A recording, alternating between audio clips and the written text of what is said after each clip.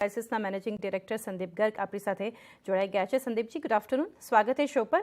सबसे पहले सर पूछना चाहेंगे, टॉप लाइन नंबर्स के फ्रंट पर अगर देखें तो काफ़ी अच्छे नंबर्स यहाँ से हम देख रहे हैं, बट एक मार्जिन्स पे प्रेशर है थोड़ा, क्या रीजंस आपको लग रहे हैं सर? गुड आफ्टरनून, शो पे लेने के लिए धन्यवाद। हमारा रेवेन्यू रन रेट हमारा बहुत अच्छा रहा। हम अगर एनुअल बात करें तो हमारा रेवेन्यू दुगना हो गया, हमारा एबिटा और हमारा प्रॉफिट बिफोर टैक्स भी दुगना हो गया।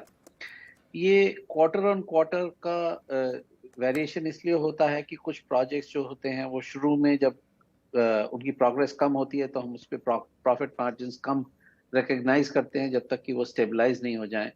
तो ये क्वार्टर ऑन क्वार्टर का वेरिएशन होता रहता है, लेकिन एनुअलाइज हमारा जो प्रॉफिट गाइडेंस थी 11% के आसपास की, वो हमने अचीव करी है ऑपरेशनल एबिटा पे। और अगर हम अपना कैपिटल गेन लें तो वो काफ़ी अच्छी रही है। हमारा प्रॉफिट मार्जिन करीब 750 करोड़ रुपया रहा है, रेवेन्यू 2700 के आसपास पे।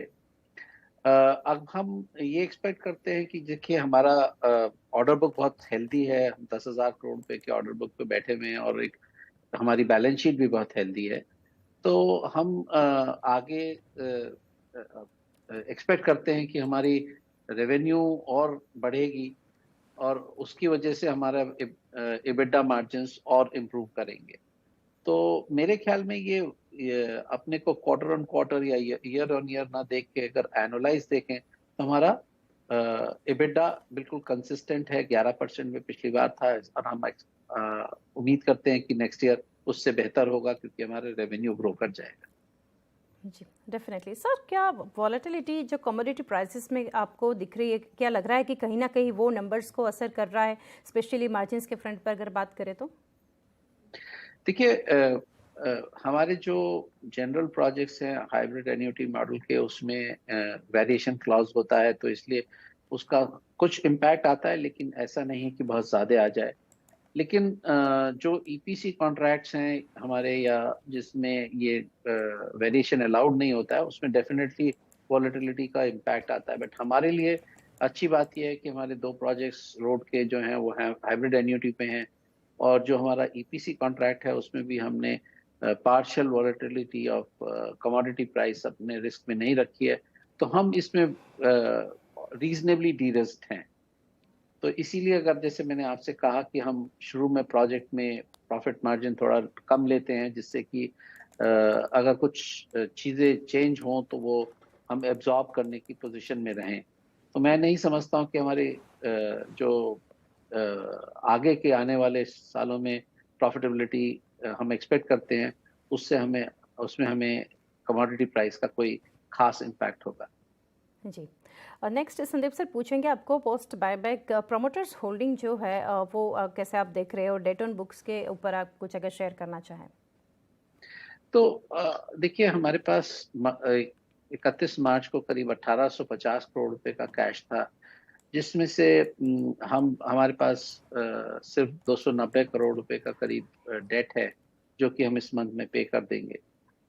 तो हमारे पास कैश की सिचुएशन अच्छी है। उसमें इस कैश में से हमने 290 करोड़ रुपया बायबैक में लगाया। अगर आप देखें तो हमने पिछले 5-7 साल में ऑलमोस्ट हर शेयर पे 50 रुपया शेयर होल्डर को वापस किया, या तो बायबैक के रूट से या डिविडेंड के रूट से।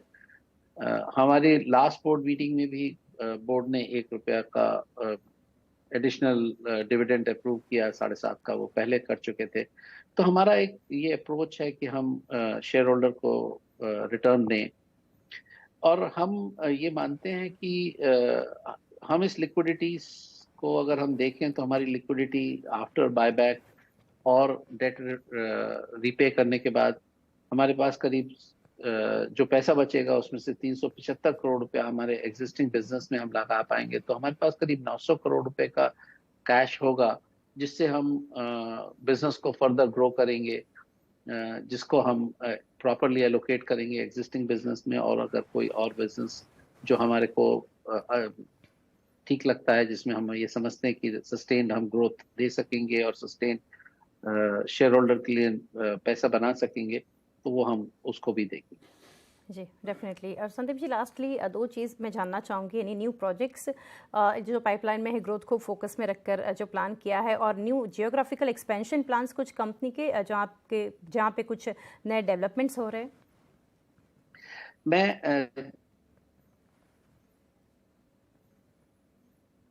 જી કંઈ ટેકનિકલ એરર ફરી એમની સાથે આપણે કનેક્ટ કરીશું, પરંતુ જે રીતે આપણે મેનેજમેન્ટ સાથે પરિણામ અંતર્ગત વાત કરી રહ્યા હતા, ઘણી ડિટેલ્સ જે છે અહીંયાથી એમણે આપણી સાથે શેર કરી। સ્ટોક પર અત્યારે નજર કરીએ, વેસ્ટર્ન એન્ટરપ્રાઇઝિસ 5%ના એક દબાણ સાથે કારોબાર થઈ રહ્યો છે। સંદીપ जी, आंसर आपका मैं इसके ऊपर एक लेना चाहूँगी, आपका व्यू न्यू प्रोजेक्ट्स और न्यू जियोग्राफिकल एक्सपेंशन प्लान्स। तो मैं जैसे कह रहा था, हमने करीब इस साल के लिए 65,000 करोड़ रुपए के प्रोजेक्ट्स आइडेंटिफाई किए हैं, जिसको हम बिड कर सकते हैं। हम समझते हैं कि वो हमारे एक्सपेक्टेड रिटर्न्स दे सकते हैं, और हम समझते हैं कि करीब 10 से 13% का हमारा विन रेशियो रहना चाहिए। अगर कम्पिटिटिव इंटेंसिटी जो अभी है वैसे ही रहती है, तो हम ये एक्सपेक्ट करते हैं कि 10 से 13% हमारे बिड्स विन करेंगे। तो आगे का बिजनेस का सिचुएशन भी हमें बहुत अच्छी लगती है, और हमारे पास 10,000 करोड़ रुपए के प्रोजेक्ट्स हैं, जो आज का करंट रन रेट है उसमें हम समझते हैं कि हमारे पास 3 साल की विजिबिलिटी ऑलरेडी है। और हम ये एक्सपेक्ट करते हैं कि हमारा इस साल जो FY24 में करीब 300 करोड़ पर मंथ का रेवेन्यू रन रेट रहना चाहिए, और उससे थोड़ा ऊपर रहना चाहिए एनुअलाइज बेसिस पे। क्वार्टर ऑन क्वार्टर चीजें चेंज होती रहेंगी, लेकिन एनुअलाइज बेसिस पे हम ये एक्सपेक्ट करते हैं कि हमारा इतना टर्नओवर का रन रेट होना चाहिए। सो ओवरऑल हमको लगता है कि आगे का साल हमारे लिए बहुत अच्छा है। हमारी बैलेंस शीट बहुत स्ट्रांग है, हमारा ऑर्डर बुक अच्छा है, हमारा ऑर्डर पाइपलाइन बहुत अच्छा है, और गवर्नमेंट का पुश है इंफ्रास्ट्रक्चर पे। सो ओवरऑल हमको लगता है कि ये आगे आने वाला साल हमारे इस साल से बहुत अच्छा होगा। जी संदीप जी, बहुत बहुत शुक्रिया हमारे साथ ये पूरे डिटेल्स से शेयर करने के लिए। Best wishes for coming quarter sir, thank you. तो आ रीते कंपनीना